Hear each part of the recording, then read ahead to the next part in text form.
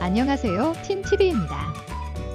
오늘은 상담 시 자주 듣게 되는 질문 중에서 결혼한 뒤에 신부가 도망갈 수도 있지 않나요?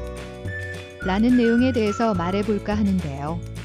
많은 분들께서 국제 결혼을 할까 말까 고민을 하시면서 여성이 도망갈까 걱정된다고 하시는데요.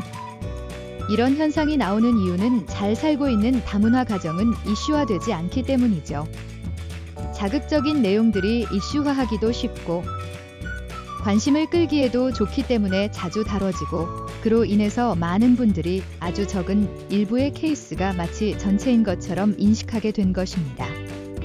결론부터 말씀드리자면 물론 단순히 한국에 입국하기 위한 방법으로 오는 여성도 간혹 있지만 극소수이며 여성이 가출과 같은 도망이라는 길을 선택하는 것은 결국 남성의 잘못된 행동이 이유인 것이죠. 매매혼이 아니라 정상적인 결혼으로 인식하고 신부를 존중해준다면 신부가 굳이 도망이라는 길을 선택할까요? 몇 년 전에 크게 이슈화된 사건이 있었는데요. 바로 아이가 보는 앞에서 남성이 베트남 여성을 심하게 구타하고 있는 모습의 영상이었죠. 영상이 처음 공개되었을 때만 해도 구타하는 남편에 대한 공분과 함께 매맞는 이주 여성들이 주된 다문화 가정의 문제점으로 지적되었습니다. 하지만 불과 3일 후에 해당 여성에 대한 비난으로 여론의 초점이 바뀌었는데요. 일부러 한국말을 못하는 척하면서 화를 돋구고 맞는 영상을 찍었을 것이다. 돈이나 국적을 받기 위한 계획적인 쇼일 뿐이다. 피해 여성도 이혼하고 난 뒤에 베트남으로 다시 추방시켜라 등의 피해 여성을 비방하는 여론몰이가 발생했는데요. 심지어 청와대 국민청원 게시판에 베트남 여성 폭행 사건의 피해자에게 한국 국적을 주지 말라는 청원글이 올라오기도 했습니다.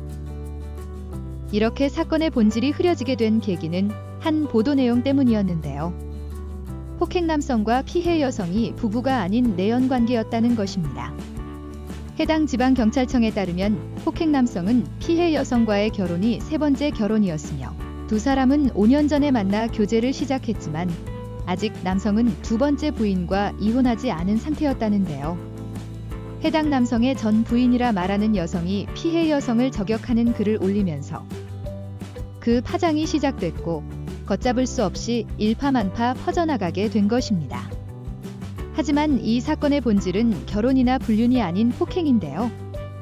많은 사람들이 그 본질을 생각하지 못한 채 피해 여성을 비난하기만 한 것이죠. 이때 전문가들도 개인적인 사생활 이슈가 사건의 본질을 가리는 것에 대하여 우려를 표했는데요. 한 다문화센터의 대표는 어린아이가 보는 앞에서 무자비하게 아내를 폭행하고 심지어 아이까지 때린 남성의 폭력은 어느 경우에도 정당화될 수 없다는 것이 이 사건의 본질이며 과거가 좋지 않은 사람은 맞아도 된다는 식의 논리가 본질을 넘어서면 안 된다고 지적하였습니다. 또 다른 전문가는 확인되지 않은 글로 피해자에게 과도하게 비난이 가해지는 상황이며 만약 불륜이 맞다고 하더라도 폭행은 정당화될 수 없다고 말했습니다. 그렇다면 피해 여성은 정말 한국 국적을 노리고 영상을 준비했을까요? 많은 전문가들은 현실적으로 쫓겨날까 걱정되어 이혼 못한다는 말을 합니다. 해당 사건에서 본질이 가려졌을 당시에 피해 여성이 한국 국적을 얻기 위해서 계획적으로 폭력을 유도한 것이 아니냐는 근거 없는 의심도 나왔었는데요. 이는 단순히 피해 여성 한 명이 아니라 베트남 여성 전체에 대한 비난으로 번지기도 했으며 베트남 여자들은 시집 오면 몇 년 살다가 국적 취득해주면 도망간다며 이주 여성 전체를 폄하하는 글도 올라오곤 했었습니다. 그렇다면 실제로 남편에게 폭력을 유도하여 계획적으로 이혼한 뒤에 국적을 취득하는 것이 쉬울까요? 전문가들은 대부분 실상은 정반대라고 말하는데요. 국가인권위원회 조사에서도 국내에 있는 결혼 이주 여성 중 42%가 가정폭력을 경험했고 이 중 31%는 도움을 요청하지 않은 것으로 조사됐다고 합니다. 이는 남편의 도움이 없이는 체류가 연장되거나 귀화하기 어려운 구조이기 때문인데요. 이주 여성들이 남편에게 종속되면서 폭행을 참고 사는 상황이 빈번하게 일어나자 법무부는 지난 2011년 결혼 여성의 체류기간 연장에서 한국인 배우자의 신원보증서 제출 제도를 폐지했지만 여전히 남편이 동행하지 않거나 등본이 없으면 체류 연장이 쉽지 않다는 것이 현재까지도 문제로 지적되고 있습니다. 한 변호사는 많은 사건들을 통해 대다수의 여성들이 악의적으로 사건을 기획할 만큼 여유롭지 않으며 오히려 가정폭력 피해를 입어도 이를 입증하지 못하는 경우가 훨씬 많다고 말하기도 했는데요. 결국 해외에서 자신의 피해를 본인 스스로 입증하는 것이 쉽지 않기 때문에 이주 여성들은 한국 남성들과 비교하여 훨씬 약자일 수밖에 없는 상황인 것이죠.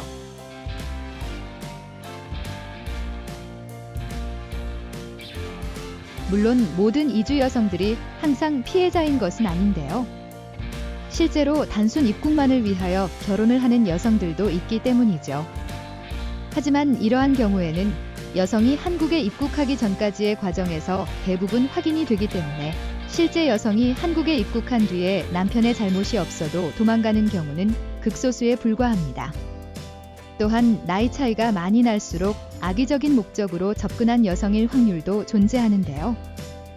이 경우 어리고 예쁜 여성만 찾는 한국 남성들의 욕심이 한국 입국을 위한 베트남 여성의 목적을 만나 결국 피해를 입게 되는 것인데요. 국제 결혼을 결정하는 데 있어서 여성의 미모를 가장 최우선으로 생각하는 경우에 겪을 수 있는 문제점을 단적으로 보여주는 것입니다. 이러한 이유로 해당 현상을 단편적으로 보고 이주 여성 전체를 매도하는 형태의 비난은 옳지 않은 것이죠. 한 다문화센터의 대표는 이주 여성들이 실상을 모르고 결혼했다가 가정폭력을 겪고 놀라서 서둘러 이혼하거나 한국의 법을 잘 모르기 때문에 급하게 도망치는 경우도 있다고 말했습니다. 또한 이혼에는 다양한 사유가 존재하기 마련이고 특정 국가 이주민들에게만 이혼을 했다고 해서 꽃뱀이라는 식의 손가락질이나 낙인을 찍는 것은 그 자체가 편견이며 차별이겠죠. 국제결혼 상담을 진행하다 보면 베트남 여성들에 비해서 자신은 더 우월하다라는 인식을 가지신 분들이 생각보다 꽤나 많은데요. 그나마 상담을 통하여 인식을 조금이라도 바꾸시는 분들이나 정말 좋은 여성을 운 좋게 만나서 행동을 바꾸시는 분들은 대부분 행복한 가정을 유지합니다. 하지만 조금 소통이 안 되거나 마음에 안 드는 부분이 있으면 지가 나 아니면 어떻게 한국에 와서 살아? 라는 말을 내뱉는 분들도 있는데요. 자신의 아내를 동등한 인격체로 대하는 것이 아니기 때문에 점점 폭력성을 보이기도 합니다. 국제 결혼을 한 베트남 여성은 절대로 노예나 성적 놀이개가 아닙니다. 대부분의 남성분들이 절대 자신은 그렇게 생각하지 않는다고 말씀은 하시지만 실제로 국제 결혼을 진행해 보면 말과 행동이 다른 분들이 굉장히 많다는 것도 현실입니다. 이러한 것들은 말이 통하지 않아도 여성이 충분히 느낄 수 있는 부분이기 때문에 결혼 생활을 지속하면서 점점 멀어질 수밖에 없고 어떻게 해야 할지 모르는 여성들이 결국 도망이라는 길을 선택하기도 하는 것이죠. 오늘의 주제인 베트남 여성이 결혼 후에 도망가지 않을까요? 라는 질문에 대한 답은 남성이 국제 결혼을 정확하게 이해하고 여성을 존중하며 올바르게 행동한다면 여성이 도망가는 경우는 거의 없다고 생각하셔도 될 만큼 극소수의 경우입니다. 여성이 도망가는 경우의 대부분은 남성의 잘못된 행동이 문제인 것인데요. 이 경우 대부분의 남성들은 자신의 잘못을 절대로 인정하지 않고 무조건 여성의 잘못으로 몰아가며 한국어가 능통하지 않고 한국의 법을 잘 모르는 해외 이주 여성은 억울함에 상처만 받다가 결국 자신만의 길을 선택하는 것입니다. 하지만 이러한 걱정 때문에 국제 결혼을 고민만 하고 있는 남성분들은 고민만 한다고 해결되는 것은 아무것도 없다는 것을 알아야 합니다. 모든 사람이 다르기 때문에 결혼을 할 만한 상대인지, 자신과 함께 오래 결혼 생활을 유지할 수 있을지 등의 고민은 우선 만나보아야만 결정할 수 있는 것이죠. 이상 팀TV였습니다. 감사합니다.